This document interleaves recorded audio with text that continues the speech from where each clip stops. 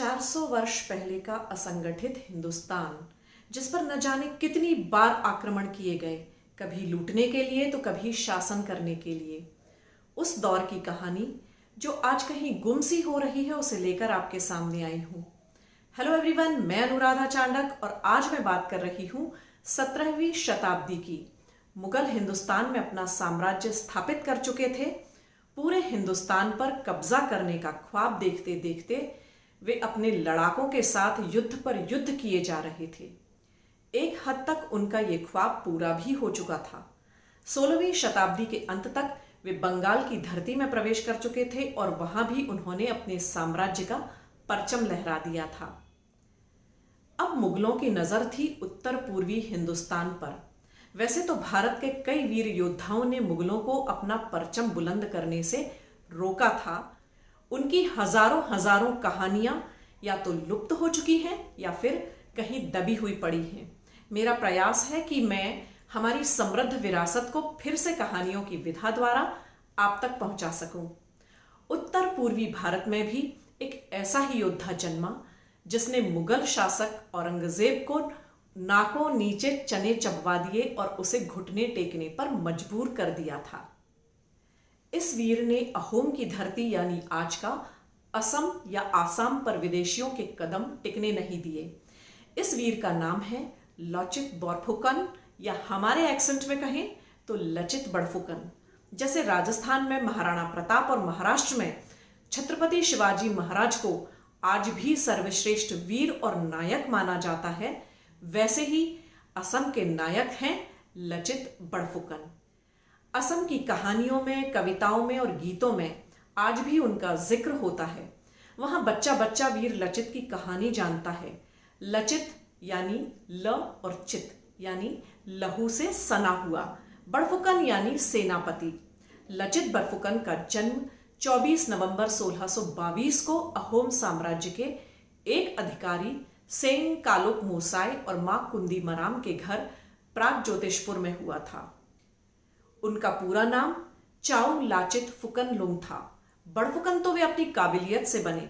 कहते हैं आज भी किसी हारती हुई असमी टीम को अगर लचित के नाम से जोश दिला दिया जाए तो उसमें अदम्य ऊर्जा का संचार हो जाता है। चलिए जानते हैं ऐसे ही वीर बहादुर की न भूलने वाली कहानी।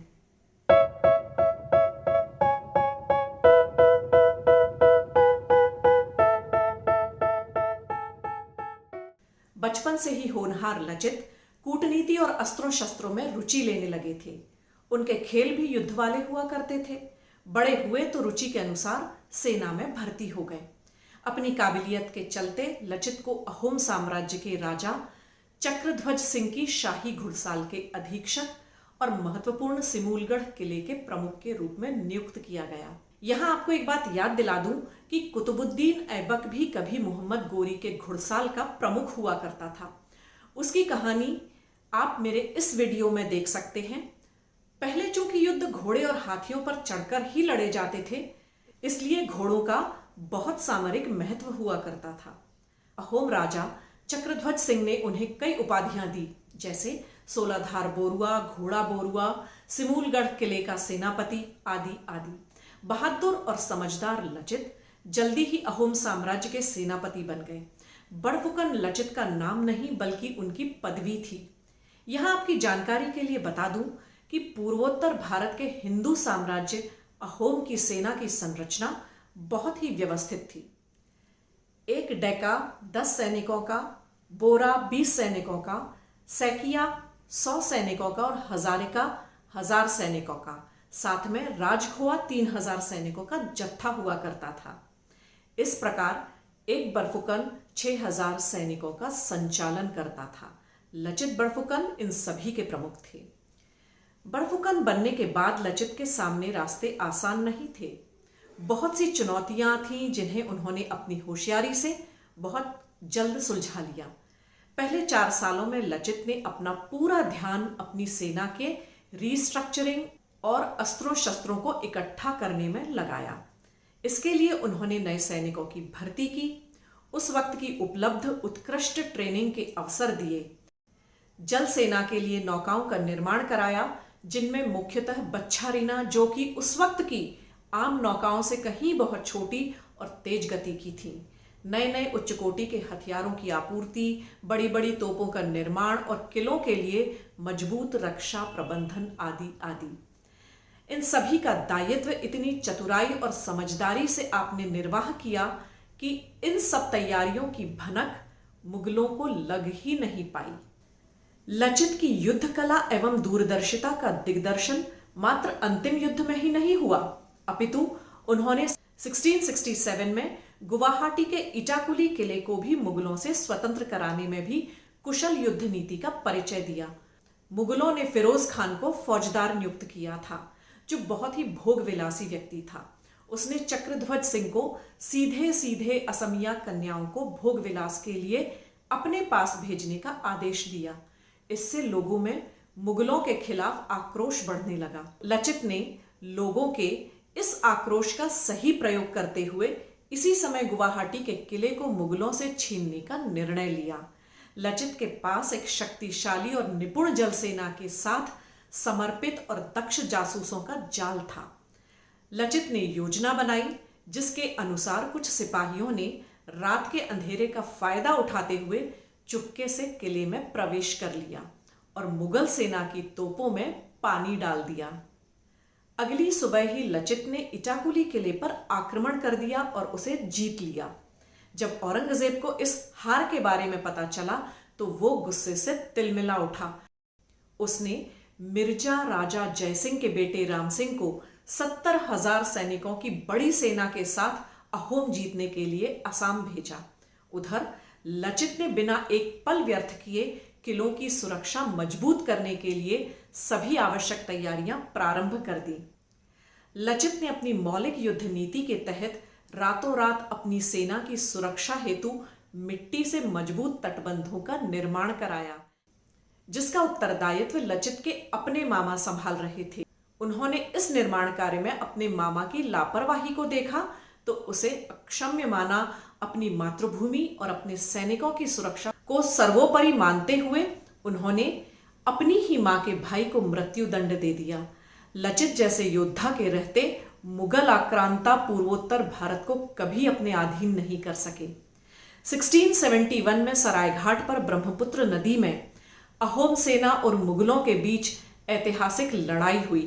राम सिंह को अपने गुप्तचरों से पता चला कि अंदुराबली के किनारे पर रक्षा इंतजामों को भेदा जा सकता है और गुवाहाटी को फिर से हथियाया जा सकता है। उसने इस अवसर का फायदा उठाने के उद्देश्य से मुगल नौसेना खड़ी कर दी।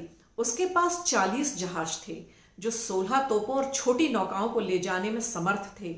यह युद्ध उस यात्रा का चरमोत्कर्ष था जो यात्रा 8 वर्ष पहले मीर जुमला के आक्रमण से आरंभ हुई थी। भारतवर्ष के इतिहास में कदाचित यह पहला महत्वपूर्ण युद्ध था जो पूर्णतया नदी में लड़ा गया था तथा जिसमें लचित ने नौसैनिक युद्ध की सर्वथा नई तकनीक आजमाते हुए मुगलों को पराजित किया। ब्रह्मपुत्र नदी का सरायघाट इस ऐतिहासिक युद्ध का साक्षी बना। इस युद्ध में ब्रह्मपुत्र नदी में एक प्रकार का त्रिभुज बन गया था, जिसमें एक ओर कामाख्या मंदिर, दूसरी ओर अश्वक्लांता का विष्णु मंदिर और तीसरी ओर इटाकुली किले की दीवारें थी। दुर्भाग्यवश लचित इस समय इतने अस्वस्थ हो गए कि उनका चलना फिरना भी अत्यंत कठिन हो गया था, परंतु उन्होंने बीमार होते हुए भी भीषण युद्ध किया और अपनी असाधारण नेतृत्व क्षमता और अदम्य साहस से सरायघाट की प्रसिद्ध लड़ाई में लगभग 4000 मुगल सैनिकों को मार गिराया। इस युद्ध में अहोम सेना ने अनेक आधुनिक युक्तियों का उपयोग किया, जैसे पानी में किला बनाना, युद्ध के दौरान ही बनाया गया नौका पुल जो सुरक्षा बांध की तरह काम आया, अहोम की बच्छारिना नौका जो अत्यंत तीव्र और घातक सिद्ध हुई। इन सभी आधुनिक युक्तियों ने लचित की अहोम सेना को मुगल सेना से अधिक सबल और प्रभावी बना दिया। 2 दिशाओं से हुए प्रहार से मुगल सेना में हड़कंप मच गया और सायंकाल तक उनके 3 अमीर और 4000 सैनिक मारे गए। इसके बाद मुगल सेना मानस नदी के पार भाग खड़ी हुई। दुर्भाग्यवश इस युद्ध में घायल लचित ने कुछ दिन बाद प्राण त्याग दिए। 1980 और 1990 के दशक में उल्फा के सदस्य भी ये कहा करते थे कि उनकी रगों में वीर लचित का खून दौड़ता है। वीर लचित की तरह ही वो भी आसाम के साथ हो रहे अन्याय का मुंहतोड़ जवाब देंगे। इसी से अंदाजा लगाया जा सकता है वीर लचित और आसाम के लोगों का क्या रिश्ता है। गौरतलब है कि ज्यादातर भारतीय उनका नाम तक नहीं जानते। यहां मैं आपसे इतना ही कहना चाहूंगी कि प्लीज इस वीडियो को शेयर करिए, जिससे कि हम यह कहानी हर भारतीय तक पहुंचा सकें। 25 अप्रैल 1672 को लचित का निधन हुआ। महाराष्ट्र और असम हमारे विशाल और महान देश के दो विपरीत छोर पर हो सकते हैं, लेकिन वे एक सामान्य इतिहास, एक साझी विरासत और एक सामान्य भावना से एकजुट होते हैं। मध्ययुगीन काल में उन्होंने दो महान सैन्य नेताओं, महाराष्ट्र में छत्रपति शिवाजी और आसाम में लचित बड़फुकन को जन्म दिया है। सरायघाट की इस अभूतपूर्व विजय ने आसाम के आर्थिक विकास और सांस्कृतिक समृद्धि की आधारशिला रखी। आगे चलकर आसाम में अनेक भव्य मंदिरों आदि का निर्माण हुआ। यदि सरायघाट के युद्ध में मुगलों की विजय हो जाती तो वह असम वासियों के लिए सांस्कृतिक विनाश और पराधीनता लेकर आती। मरणोपरांत भी लचित असम के लोगों और अहोम सेना के हृदय में अग्नि की ज्वाला बनकर धधकते रहे और उनके प्राणों का बलिदान व्यर्थ नहीं गया। लचित द्वारा संगठित सेना ने 1682 में उनके निधन के करीब 10 साल बाद मुगलों से एक और निर्णायक युद्ध लड़ा। इसके बाद मुगल फिर कभी आसाम की ओर नहीं आए। लचित को सम्मान देने के लिए राष्ट्रीय रक्षा अकादमी के सर्वश्रेष्ठ कैडेट को लचित बड़फुकन स्वर्ण पदक से सम्मानित किया जाता है। बड़फुकन की स्मृति को चिरस्थायित्व प्रदान करने के लिए हुलुमपारा में उनकी समाधि बनाई गई है। अगर ऐसी ही प्रेरणादायी कहानियों से आप स्वयं को समृद्ध करना चाहते हैं तो आपसे आग्रह है कि मेरे चैनल को अवश्य सब्सक्राइब करें और इस वीडियो को अधिक से अधिक लोगों के साथ शेयर करते हुए लाइक भी करें, जिससे कि ये कहानी ज़्यादा से ज़्यादा लोगों तक पहुंच सके।